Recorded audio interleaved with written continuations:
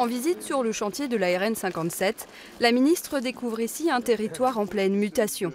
La Haute-Saône, seul département de la région sans autoroute, a engagé plusieurs chantiers structurants. Vous arrivez dans un département, un territoire qui est au travail, vous l'avez vu le long de la route. Avec notamment l'aménagement de la 2x2 voies entre Rio et Voray sur l'Oignon aux portes de Besançon. 10 km de chantier et une première tranche livrée à la fin de l'année. Dans son souci de moderniser et unifier ses axes routiers, la Haute-Saône est prise en exemple. Sa politique des transports alimente la réflexion du gouvernement.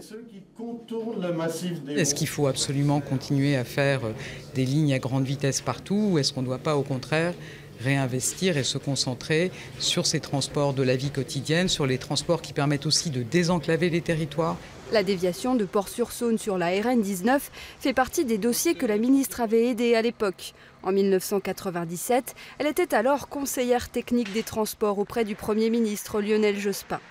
Désormais au ministère des Transports, saura-t-elle poursuivre le travail engagé? Car pour fluidifier l'axe nord-sud de la Haute-Saône, beaucoup reste à faire. La liaison entre Lure et Vesoul, entre Amblans et Vesoul, ça me mobilise beaucoup. Il y a des remembrements qui sont en cours, l'État a acheté les terrains, on a une déclaration d'utilité publique, on peut travailler.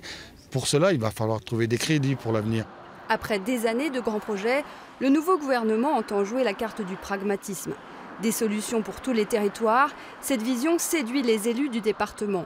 Le cap sera définitivement fixé en septembre aux Assises de la mobilité.